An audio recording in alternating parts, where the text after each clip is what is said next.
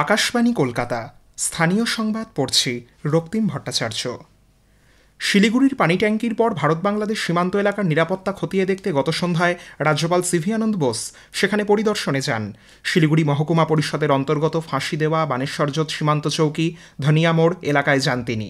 সেখানে তিনি সীমান্তরক্ষী বাহিনীর জওয়ানদের সঙ্গে ভারত ও বাংলাদেশ সীমান্ত বিষয়ে কথা বলেন। কাঁটাতারবিহীন এলাকায় বেড়া দেওয়া এবং পুরনো কাঁটাতারের জায়গায় উন্নতমানের কাঁটাতার বসানোর কাজের অগ্রগতির বিষয়ে রাজ্যপাল বিএসএফের সঙ্গে কথা বলেন। পরে রাজ্যপাল জানান, ভারত কাঁটাতারবিহীন এলাকার সমস্যা মেটানোর চেষ্টা করছে। এরপরই তিনি কদমতলা বিএসএফ ক্যাম্পে যান, সেখানেই তিনি রাত্রি যাপন করেন। এখনও তিনি শিলিগুড়িতেই অবস্থান করছেন। রাজ্যে স্কুল সার্ভিস কমিশন এসএসসি বিশেষভাবে সক্ষম পড়ুয়াদের জন্য স্পেশাল এডুকেটর নিয়োগ করতে চলেছে। এ সংক্রান্ত বিধি প্রকাশ করে এসএসসি জানিয়েছে 1941টি শূন্য পদে নিয়োগ করা হবে। রাজ্যের শিক্ষা দপ্তর সূত্রে জানা গেছে 24শে সেপ্টেম্বর বিকেল 5টা পর্যন্ত অনলাইনে আবেদন করা যাবে। সাধারণ এবং ওবিসি প্রার্থীদের জন্য পরীক্ষার ফি 500 টাকা, তপশিলি জাতি উপজাতি এবং শারীরিক প্রতিবন্ধীদের জন্য পরীক্ষার ফি 200 টাকা ধার্য করা হয়েছে। 21 থেকে 40 বছর বয়সের প্রার্থীরা আবেদন জানাতে পারবেন। বিধানসভার ভিতরে মুখ্যমন্ত্রীকে নিরাপত্তারক্ষী নিয়ে প্রবেশ করার জন্য স্পিকারের অনুমতি নিয়ে প্রশ্ন তুলে কলকাতা হাইকোর্টের বিচারপতি অমৃতা সিনহার বেঞ্চের দৃষ্টি আকর্ষণ করেছে বিজেপি নেতা তথা বিরোধী দলনেতা শুভেন্দু অধিকারীর আইনজীবী হাইকোর্টে এ বিষয়ে তার নিরাপত্তারক্ষীদের প্রবেশাধিকার চেয়ে মামলা করেন। এই মামলায় স্পিকারের জারি করা বিজ্ঞপ্তি দেখানো হয় আদালতে। আগামী সপ্তাহে মামলাটি শুনানির জন্য রাখা হয়েছে।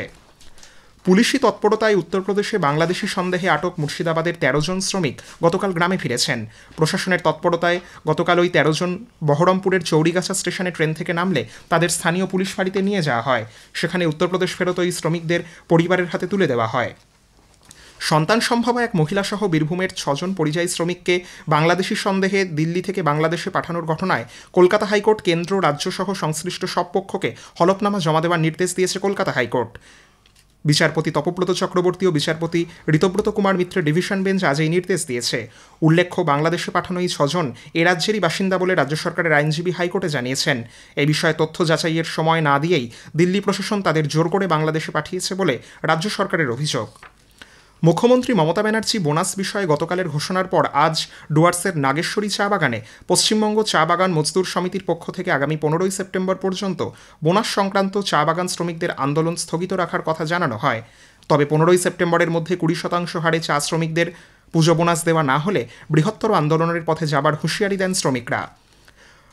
মুর্শিদাবাদের সাগরপাড়া থানার পুলিশ আগ্নেয়াস্ত্রসহ 3 ব্যক্তিকে গতকাল গ্রেপ্তার করেছে। ধৃত নাসিরুল মোল্লা, হাবিবুর রহমান ও পরিতোষ চৌধুরী স্থানীয় বাসিন্দা বলে জানা গেছে। সাগরপাড়ার চারাবটতলা এলাকায় অভিযান চালিয়ে 2টি আগ্নেয়াস্ত্র, 3টি ম্যাগাজিন ও 6টি কার্তুজ উদ্ধার করে পুলিশ। ধৃতরা কাউকে তা সরবরাহ করতে এসেছিল বলে প্রাথমিক জেরায় জানা গেছে।